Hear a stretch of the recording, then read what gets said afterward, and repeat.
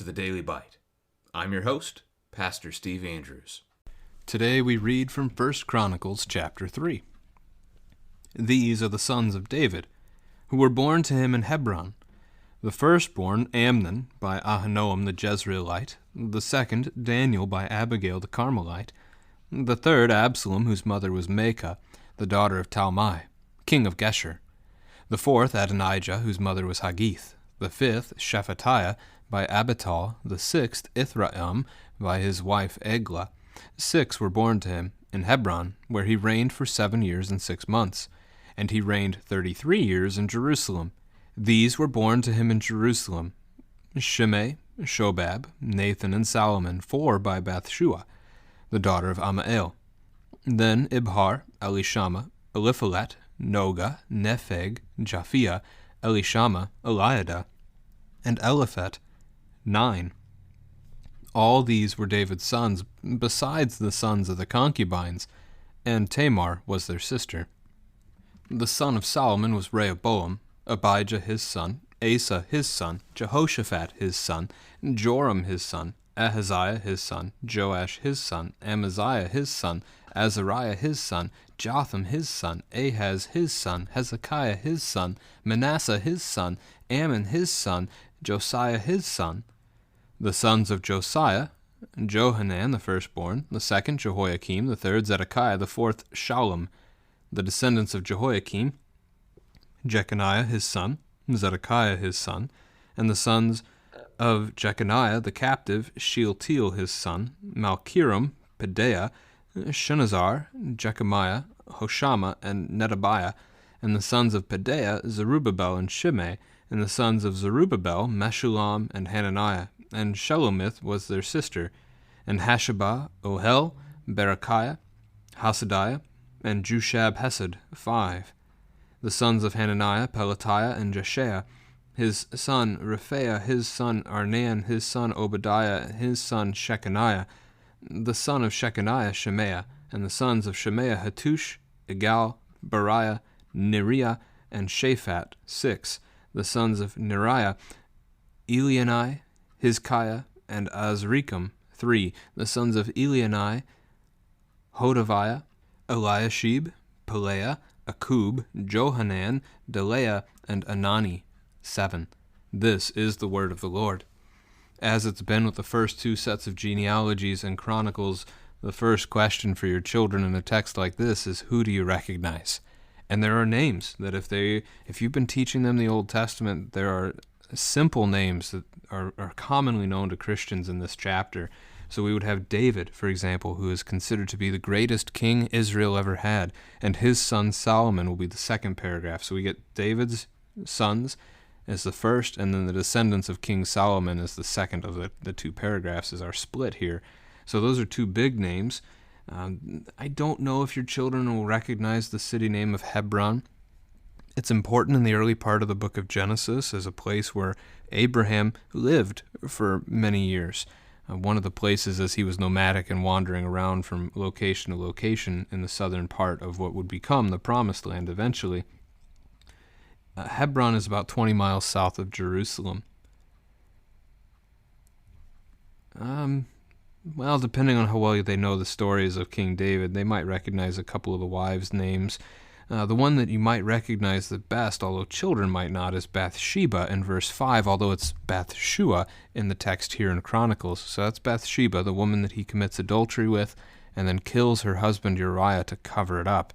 And then you get the whole confrontation with Nathan the prophet. So Nathan in verse 5 is a son of David, not named Nathan. So this isn't Nathan the prophet, most likely named Nathan after Nathan the prophet. So David, the king, showing respect for the prophet who shared God's word with him and called him to repent after he had sinned against the Lord. So a lot of those names probably aren't going to be known. We'll come back to them in a little bit more detail here in just a little bit. Verse 10, Solomon is a big one. Every name after him in verse 10 through verse 14 is going to cover the succession of kings over the nation of Judah, the southern kingdom. So every king that they had is listed here, including then a few of them coming into verse 15, 16, but those get a little more complicated. Things become quite messy at the end of Judah's position as a nation. Let's look at that first, and then we'll double back to David's sons. So the importance here is the idea that the chronicler, whoever wrote this book for us, recorded it at God's command, is writing down the line of David. We're keeping track of the promise that God made to David in 2 Samuel chapter 7, that he would always have one of his descendants on the throne of Judah forever, the throne of Jerusalem, and that's going to be Jesus. But this is tracking that line of descendants as a point from the chronicler that David's line is still here. The Lord can continue to keep this promise for us. He has not failed us. God is with us, that kind of a thing. David's descendants still there, and probably still leaders among the people. So you get the list of kings, starting with Solomon after David, so his son that takes his place. His son was Rehoboam. In Ecclesiastes chapter 2, verse 19, so Ecclesiastes is the wisdom of King Solomon. And Solomon said, "Who knows whether that person will be wise or a fool?" So the idea of when you die, everything you have goes to somebody after you. "Yet they will have control over all the fruit of my toil into which I have poured my effort and skill under the sun. This, too, is meaningless." Solomon recognizing that when you die, everything that you had is gone, and, well, who knows what they'll do with it? Will they be wise? Will they use it well? Which could be good. Multiplied across generations could be really faithful in service to the Lord. But they might be a fool and lose it all. It's interesting that he says it because his son Rehoboam is a fool. And 1 Kings chapter 12 is where you can see that as Rehoboam. This isn't just wealth. Rehoboam loses the majority of his father's kingdom within just a couple of months of being king. So 1 Kings 12 is where you'd find that. But then again, this just follows that lineage of kings that comes from David, Solomon, Rehoboam. And if you look through the books of Kings, this tracks with the kings over Judah. I'm going to skip ahead then. You might recognize some of the kings' names. Hezekiah is one of the most famous faithful kings. Josiah is a faithful king. Some are faithful, some aren't. Ahaz is one that's pretty well known, I think, among many. But where it gets complicated is after Josiah. So after Josiah's death, his son Jehoahaz, who's not mentioned here by name, so would likely be a different name for Johanan, the firstborn, the people make him king. And he reigns for just 3 months before Pharaoh Necho of Egypt deposes him, and quite harshly, by the way. But this is 2 Kings chapter 24. He places Eliakim on the throne and renames him. He renames him Jehoiakim, and so that's the second son of Josiah. So he's supposed to be a puppet king to Egypt. After Jehoiakim's reign is over, his son, that would be down in verse 16, the descendants of Jehoiakim, Jeconiah will take the throne. That's another name for Jehoiakim, as they would call him. Jehoiakim's reign is also very short, as Babylon will come against him, and he reigns just 3 months before he's taken captive by King Nebuchadnezzar of Babylon. He's brought into exile in Babylon, where he will live out the rest of his days. Nebuchadnezzar sets up a puppet king, which actually goes back a previous verse to verse 15, to the sons of Josiah. He takes the third born, which is listed as Zedekiah here. Josiah named him Mattaniah. It's Nebuchadnezzar who renames him Zedekiah. He makes Zedekiah a puppet king for himself over Judah. Eventually Zedekiah rebels against him, so Nebuchadnezzar brings the wrath of Babylon against Judah at that point in 587 BC and destroys it. That could bring a family conversation around the idea of what happened to God's people. So this is his nation, his holy people. What happened to them?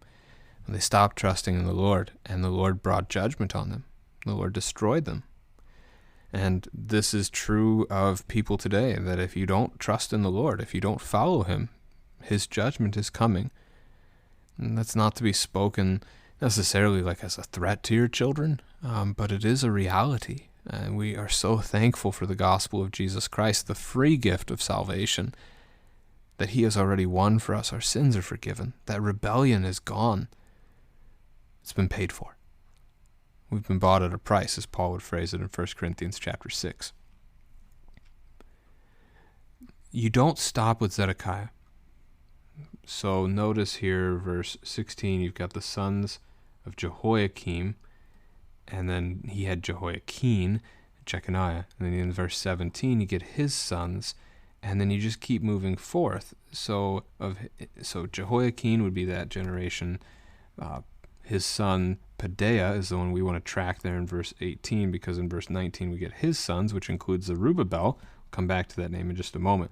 Then we get Zerubbabel's children, which includes Hananiah. In verse 21, we get Hananiah's children, which includes Shechaniah, which then is the next generation that we're given. It gives us Shemaiah, and then we get Shemaiah's sons, which includes Nera, which gives us then the next generation, Elionai.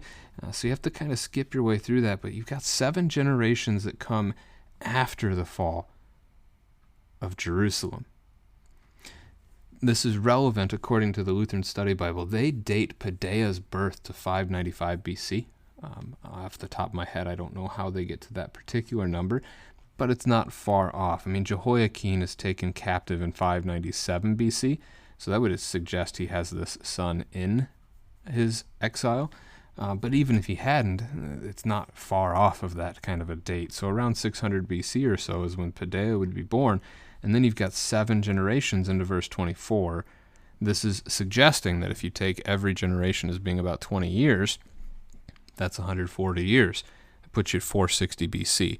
Or if you take them as 25 years, 175 years, that puts you at 425 BC. So that gives you kind of an age range, a date range to consider the work of this book of Chronicles being recorded. We're not told specifically. We don't know for sure just how long these family trees would have played out over. But it does make this one of the oldest, then, if that's the case, one of the oldest books, not just chronologically, but in its recording in the Old Testament. The prophet Malachi's work at the end of the Old Testament being written around 400 BC is the last word of God's Old Testament covenant with us. Now, I want to double back. Zerubbabel mentioned there in verse 19. Zerubbabel is important to the future, as Zerubbabel is going to be the one who is credited really with the second temple. So Solomon builds the first temple in 1 Kings chapter 8, and then that temple's destroyed by Babylon when they invade, so the house of God. It's going to be Zerubbabel's temple. As the captives are set free, they're sent back to Judah. Zerubbabel is the one credited with rebuilding the temple. Now, it's not really that he's the one that did it, but he oversaw that work. Ezra and Nehemiah will talk about this in their historical books. Haggai and Zechariah are a couple of the minor prophets that are active in that time and encouraging, if you want to phrase it that way. I mean, they spoke both law and gospel to the people of Israel, Judah, because they weren't rebuilding the temple of God. They were focusing on other things that weren't as important. And so they pushed for that, and Zerubbabel, again, being attached to it. So it's often called Solomon's temple and Zerubbabel's temple, and then when you get to the New Testament, Herod's temple. It's not necessarily first, second, third.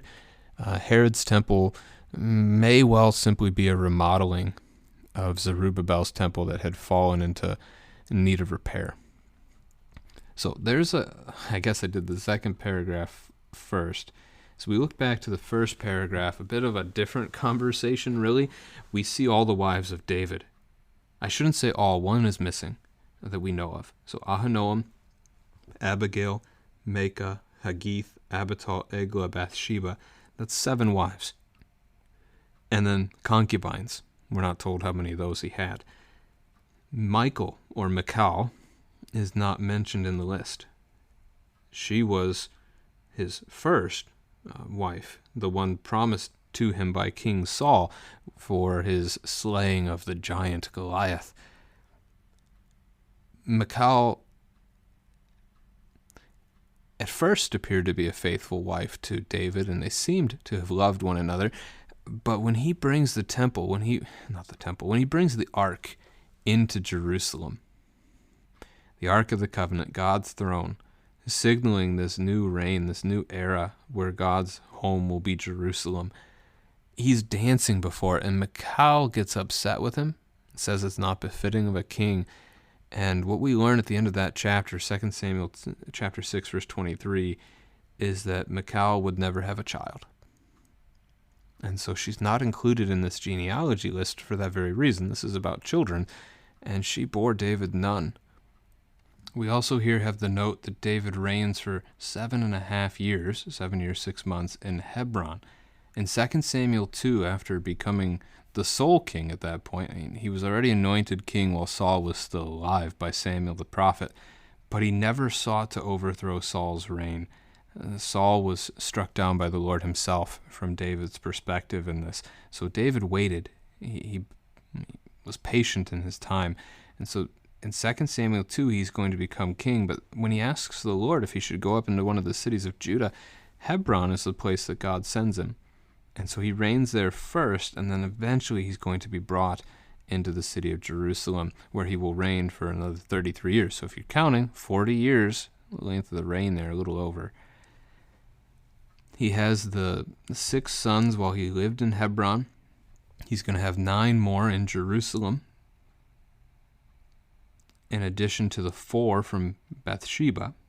So that's 19 sons that are born there, and that does not include the sons of the concubines. So he has at least 19 sons, some of them here mentioned by name, but not all of his sons are recorded for us.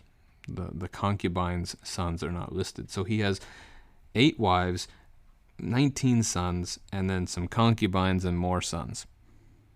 He also had at least the one daughter, Tamar. We don't know much more there. She's mentioned by name because she is prominently mentioned in 2 Samuel chapter 13, where she's raped by her brother Amnon. And that becomes a big issue because David does not seek to punish Amnon for the crime, which shows other brothers that maybe David's not as strong of a king as we thought he was. Maybe Dad's losing it here. And so his brother Absalom is going to step up and seek to strip the kingdom from David. So there's your overview of the genealogy here in chapter 3 today, and a focus on King David and God's promise to David, even though that promise isn't mentioned, that one of the descendants will sit on the throne of Jerusalem forever, 2 Samuel 7. God is being faithful to that promise. David's family tree has not been put to an end. And this points us to the Christ. This points us to the one who would sit on that throne forever, Jesus. We're not there yet, which is why we're going to jump into the descendants of Judah in the next chapter, of whom David comes, yes, but also, as we know, from whom the Messiah, Jesus, will come.